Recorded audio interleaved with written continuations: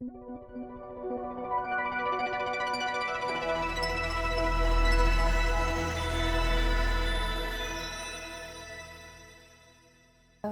you. I have no conflicts of interest to declare. So this was already discussed in the previous presentations, but briefly about the background of CMV. So it's a double-stranded DNA virus. It's a latent virus with about 83% seroprevalence. Luckily, it's asymptomatic in healthy individuals. However, in immunocompromised patients, it can lead to severe infections in almost every organ, such as retinitis, hepatitis, or transplant rejection. Therefore, ganciclovir or valganciclovir is often used for immunocompromised patients, especially transplant patients, such as kidney, liver, and stem cell transplant patients. As also mentioned before, this drug has a common severe side effect, which is neutropenia, however. The current dosing of ganciclovir is 5 mg per kilogram once daily intravenously, or valganciclovir 900 mg once daily orally for prophylaxis.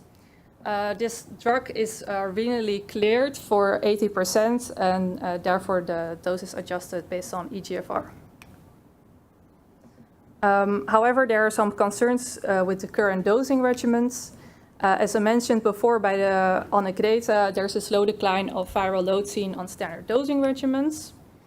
Furthermore, ganciclovir is a relatively old drug registered in the 80s, and during the registration there have been limited exposure efficacy studies performed, and also since then. And for the valganciclovir dosing was based on reaching similar AUC values compared to ganciclovir. We also see a high interpatient variability in pharmacokinetics. The patients use a lot of co-medications and frequently have impaired kidney function. Therefore, sometimes therapeutic drug monitoring is done to prevent treatment failure, resistance, and toxicity. And the target for prophylaxis that is often used for TDM is reaching an AUC above 40 to 50 over 24 hours. So the aim of my study was to investigate the target attainment of current standard valganciclovir dosing in prophylaxis for solid organ transplant patients. The data set I used consisted of 155 patients, 46 women and 109 men. The average age of the patients in the data set was 45 years. The average kidney function was 67, and the average weight was 78 kilograms. So these patients were on valganciclovir prophylaxis, and this dataset has previously been published to compare valganciclovir to oral ganciclovir pharmacokinetics. I created a POP-PK model of this data in Monolix, and there was an average of about 5 drug concentration data points per patient over 2 dosing occasions. So this was the model is shown here. This works. So here you can see the structural model with the volume V1 representing the central volume of distribution and V2 the peripheral volume of distribution. So it was a 2-compartmental model. And the inter-individual variability was partly explained by adding covariates on random effects, because the inter-individual variability on clearance dropped from 39 to 21% after adding the covariates weight and eGFR, and the inter-individual variability on central volume of distribution drops from 92 to 52% after adding the covariates sex and weights.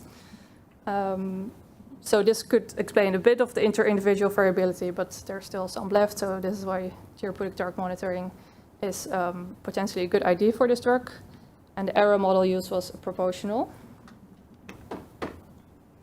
So after building the model, I used it to do simulations. I simulated 10,000 PK profiles, and for these simulated patients, I stratified them on eGFR.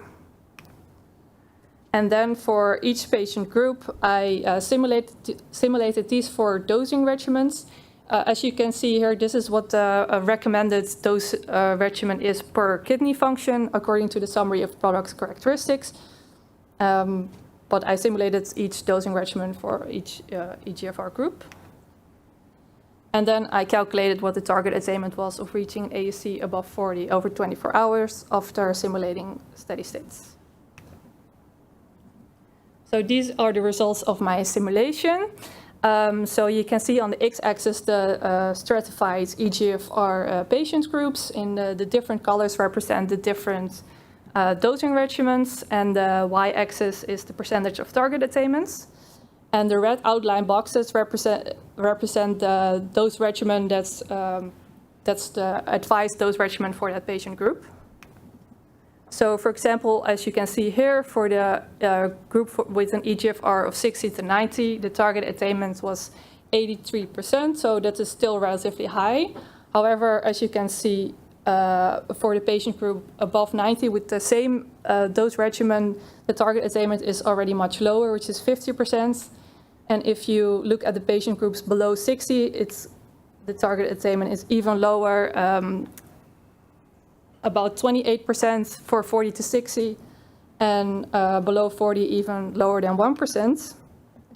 But as you can see, if we would have increased the dosage, the target attainments would also increase.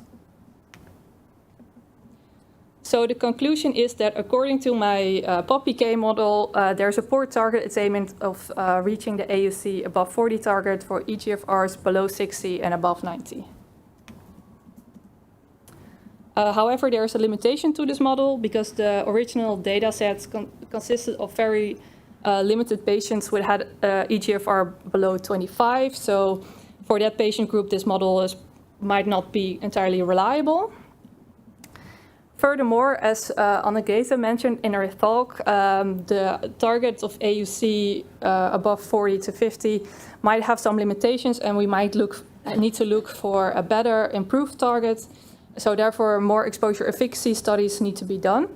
And it's also important to perform more exposure toxicity studies because we are afraid of just increasing the dosage for all the patients because of the high risk of neutropenia. So the take-home message is that we likely dose insufficiently for EGFRs below 60 and above 90. I'd like to thank my supervisors, Annegrethe and Koen van Hasselt from the LSCDR of Leiden University and Dirk Jan Moes from LUMC. I also like to thank my fellow PhD colleagues, Jan Yu, Xuan Lin and Lalicia. And I'd like to thank Anders Asberg from the University of Oslo for sharing the data set with us. And then I'd like to elaborate a little bit on the future plans for my PhD project. Currently, I'm conducting a retrospective multi-center study to give a better insight into these exposure efficacy and exposure toxicity relationships. And currently, we included 5 centers of the Netherlands for that. Thank you for listening.